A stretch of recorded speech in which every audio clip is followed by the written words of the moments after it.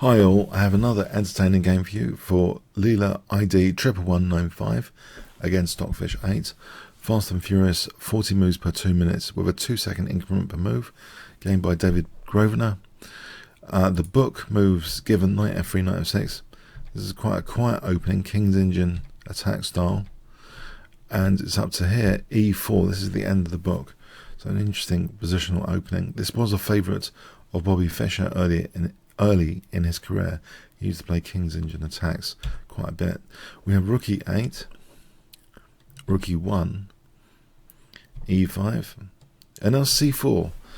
This is weakening the d4 square a bit, but it does clamp down on d5. Some trade-offs there.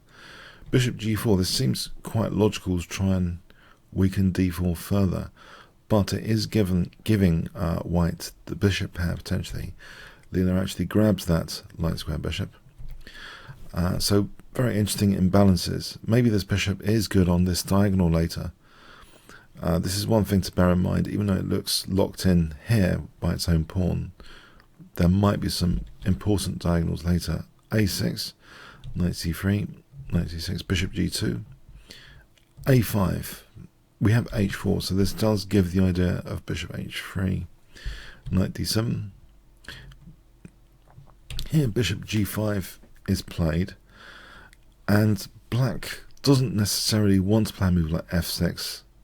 Bishop e3, white might have a small advantage here. It looks quite nice. So actually black played, it looks like a bit of a strange move to offer the dark square bishop. But this bishop just retreats. h5, and on knight d5. And here, actually, black voluntarily gives up the dark square bishop with knight d4. Playing bishop g7, bishop g5, queen c8, for example.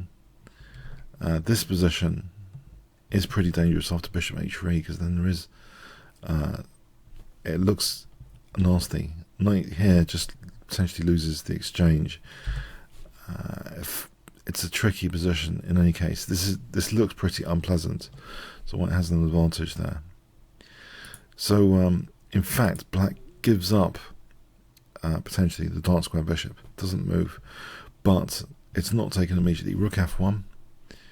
We have knight e6, and now knight takes f6. So queen takes f6. So this is really getting imbalanced now. The two bishops against the two knights. Black seems to have a nice control over d4 though at the moment. Queen d2, a4, rook a e1, queen e7, bishop h3. So this bishop does go onto that quite nice diagonal. Rook a b1. It seems black has a positional bind here. d4 and f4 seem totally ruled out here to a large extent. But guess what Leela plays if I give you 5 seconds to pause the video. Okay. This is where it gets quite exciting. f4 is actually played. So this is actually not with the idea after e takes, not with bishop takes, because then black might have the e5 square. In fact, the idea is to play a gambit. g takes, capturing away from the center. Sorry, capturing towards the center, opens up the g file, offers h4. So interesting gambit position, but it opens up for the bishops fundamentally. One could say queen takes h4, king g2, and this gives the idea that maybe rook h1 is very nice. King h8, rook h1, so kind of chasing away the queen now, as bishop takes is threatened. Here the queen goes there, rook f1, queen g7, rook hg1, knight ec5, f5 now giving up the e5 square. So a game of trade-offs all the time. It seems as though with the bishop pair now, Leela's in the spirit of just opening up the position and doesn't mind even. This will just open up the position. G takes, the king would move, and it's very dangerous. So we have knight e5, which seems to kind of punish white for the d3 pawn. If this pawn moved, then there's things like knight takes c4, and that looks horrible. So Leela actually does bishop h6, and we have queen g8 here, On queen f6, in fact, this position is nice because of fg, threatening bishop f6. So that's just too dangerous. So we have queen g8. Looks pretty awkward to play queen g8. King h1, just offering another gambit pawn here, and it opens up a bit more for the bishops, really. This is taken. Bishop g5, so with the big idea of bishop f6. Rook f8. So we have a very, very interesting dark square bishop in compensation here.